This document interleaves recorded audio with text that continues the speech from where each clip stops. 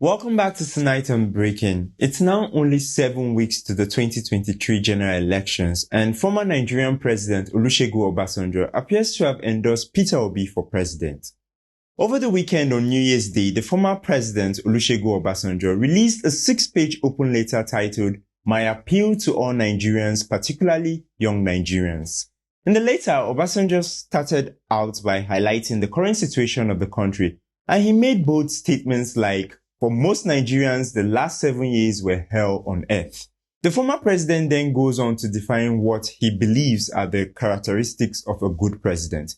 He says that a good president for Nigeria has to have a track record, vision, character, and physical and mental capability.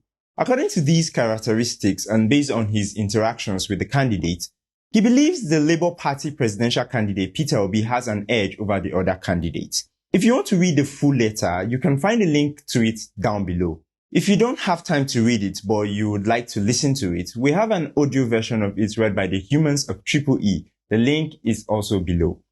Now, the entire letter from the salutation to the signature line contains 2,794 words. Obasanjo used about 271 words, or about 9.5% of the letter, to insult the current administration. And his endorsement for Peter Obi used up only 154 words. So only 5.5% of the letter was actually about Peter Obi.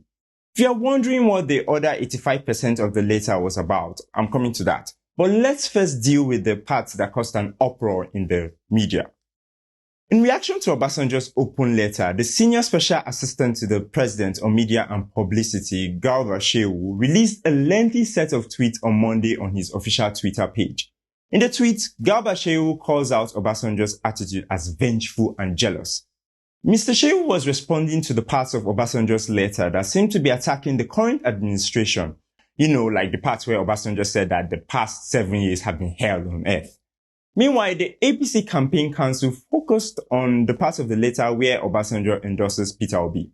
The APC campaign council described the endorsement as worthless and without any electoral value. The PDP campaign council stated that whether Obasanjo likes it or not, Atiku will be president in his lifetime. Okay. To be honest, I don't see what the big deal is with Obasanjo's endorsement. I mean, this is the same Obasanjo who has both insulted and endorsed these presidential candidates on different occasions. Back in 2015, when President Buhari was contesting for presidency, Obasanjo endorsed Buhari. In an interview with Financial Times in Kenya, he said Buhari is smart, educated, and experienced enough to be president. Fast forward 3 years later, January 2018, the same Obasanjo released a statement where he called Buhari weak and criticized his government in lengthy paragraphs. And he did the same thing with Atiku. Back in 2019, here are some of the nice things he had to say about Atiku while Atiku was contesting for presidency.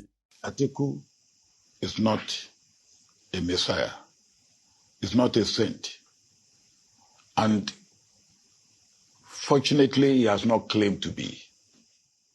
If APC put down Buhari and PDP put down Atiku, I believe Atiku will perform 2 times better. Almost the same things he's saying currently about Peter Obi.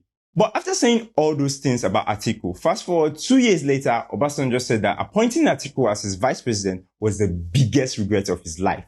So you see, endorsements don't really mean anything. But what actually means something is what Obasanjo wrote in the rest of the letter. The 85% of the text that the media is not talking about. In this part of the letter, Obasanjo dispenses wisdom to the youths of Nigeria. For example, he tells youth to stop inheriting other people's prejudice and enemies. And then he says something to the youth that not a single media house will discuss. He says, and I quote, "Politics and elections are numbers games. You have the numbers. Get up, stand up, and make your numbers count."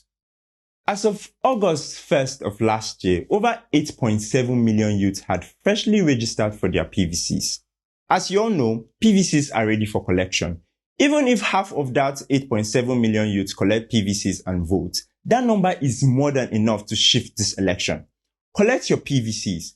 I was able to collect mine over the break, and I have every intention to get up, stand up, and make my number count. Get your PVC, please. That's all for tonight on Breaking. I'm Johnny Woody. Thank you and Happy New Year.